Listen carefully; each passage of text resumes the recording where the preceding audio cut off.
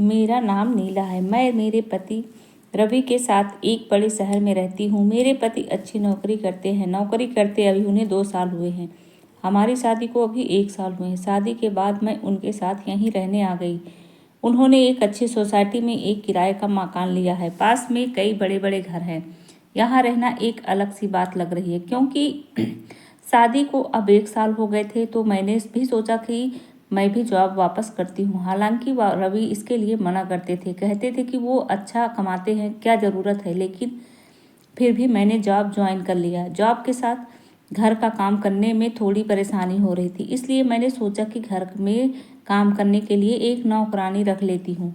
लेकिन बड़े शहरों में अच्छा काम करने वाली का मिलना ज़्यादा मुश्किल होता है। इतनी जल्दी किसी पर विश्वास किया भी नहीं जा सकता। हमारे सोसाइटी में कई घरों में काम करने वाली आती थी, लेकिन सोसाइटी में मैंने तलाश की। आसपास के घर में काम करने वाली से मैंने बात की, लेकिन कोई भी अब और ज़्यादा काम लेना नहीं चाहता था। इसलिए सभी ने मुझे मना कर दिया। मैंने यह बात रवि को बताई और उन्हें ही कोई काम करने वाली को ढूंढने को कहा। रवि ने कहा कि वो कुछ करते हैं। कुछ दिन बाद उन्होंने घर पर एक काम करने वाली को रख लिया। रवि उन्हें पहले से जानते थे। शादी के पहले रवि वहाँ से अपने लिए खाना मंगवाते थे। उनका नाम राखी था। वो 48 साल की होंगी। मुझे तो जैसे कि सुकून मिल गया हो। अब मैं अपनी जॉब आराम से कर सकती थी। सुबह और शाम को खाना बनाने का कोई झंझट नहीं था। घर में कोई काम करने वाला जो आ गया था, वो बड़ा अच्छा खाना बनाती थी। रवि तो पहले भी उनका बना खाना खाते थे, उन्हें तो पता था, इसलिए वो उन्हें लेकर आए थे। मेरे पति सुबह जल्दी जॉब पर जाते थे। मैं उनके बाद जाती थी और उनके पहले ही आ जाती थी। मेरे आने आने आने तक राखी काम करने आ जाती थी, इसलिए घर की चाबी उनके पास भी रहती थी। शाम को आते समय मैं कुछ समय सोसाइटी की महिलाओं से बात किया करती थी। लगभग सभी को अब मैं जानती थी। शाम को सोसाइटी की सारी महिलाएं भी घूमने बाहर निकला करती थीं। ऐसे में एक दिन जब मैं उन सब से बात कर रही थी, तब एक खबर मुझे पता चली। हमारे 5 घर छोड़कर एक परिवार रहता था। बड़ा रईस था। उनका वो खुद का घर था। उस घर में काम करने वाली एक लड़की करीब 19 साल की सुबह से घर पर नहीं थी। वो लड़की उनके घर के काम करने के साथ वहाँ रहती भी थी। वो आंटी बता रही थी कि वो सुबह जल्दी उठी तब वो लड़की घर पर थी ही नहीं। फ़ोन किया तो उसका फ़ोन भी स्विच ऑफ था। सोसाइटी में किसी ने उसे जाते नहीं देखा। वो आंटी कहने लगी, घर देखना होगा, क्या पता कुछ लेकर गई तो नहीं।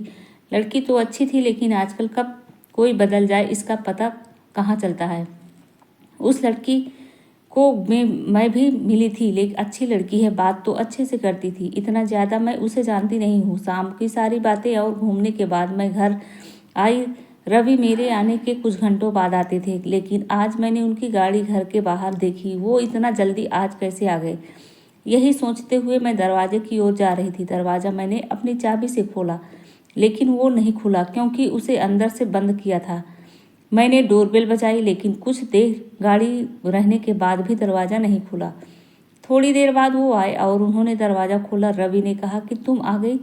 उनके चेहरे पर एक अजीब सा डर था। मैंने पूछा, क्या हुआ, इतने डरे क्यों लग रहे हो। वो बोले, कुछ नहीं, मैं नहा रहा था। दरवाज़ा मैंने अंदर से बंद कर दिया, आवाज़ सुनाई नहीं दी।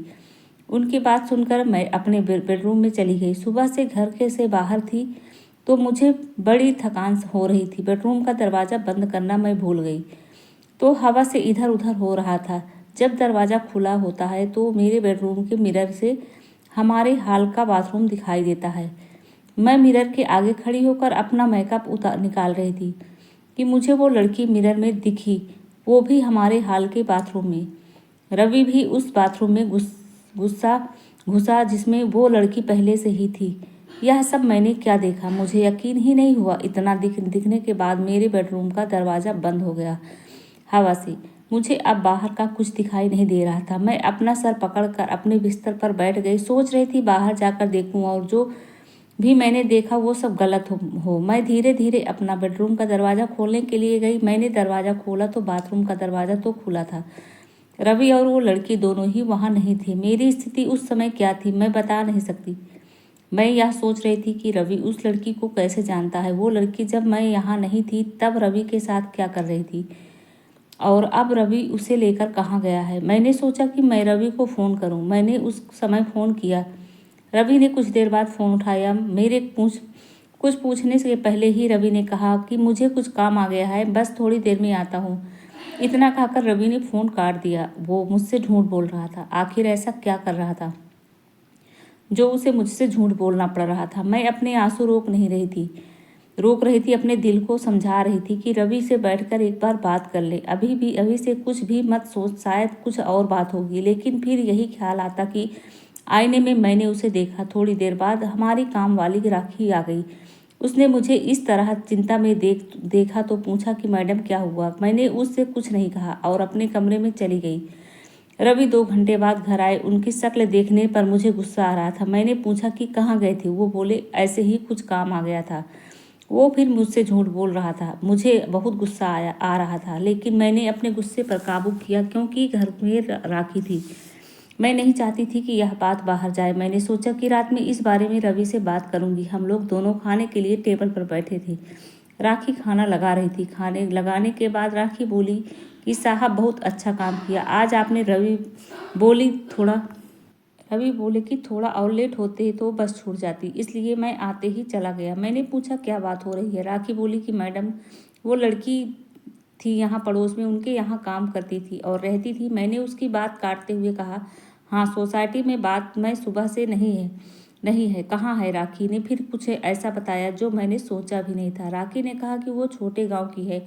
घर की हालत ठीक न होने के कारण उसे यहाँ काम करना पड़ रहा था। लड़की अपने घर जाना चाहती थी, लेकिन उस घर की मालकिन उसे जाने नहीं दे रही थी। उसे पैसे भी नहीं दे रही थी। उस घर में दिन रात उसे 8 लोगों का काम करना पड़ता था। जब वो काम पर लगी थी तब सिर्फ 2 ही लोग थे, लेकिन थोड़े दिन बाद 8 लोग आ गए, उन्हीं के परिवार के। उसने काम छोड़ने और जाने को कहा तो उन्होंने उसे कहा कि तुम नहीं जा सकती जब तक हमें कोई और दूसरी काम वाली नहीं मिलती।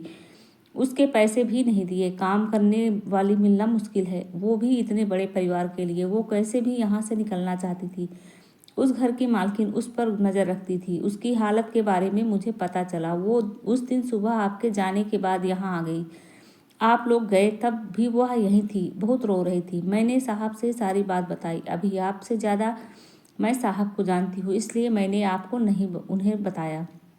उसकी मदद करने को कहा, इसलिए साहब उसके घर की बस में बैठाकर अभी आए। रवि ने कहा कि इसलिए मैं ऑफिस से जल्दी आया। जब मैं आया तो वो बाथरूम में छिपी थी, डरी हुई थी। मैं उससे बात कर रहा था कि तुम आ गई और वो फिर बाथरूम में छिप गई।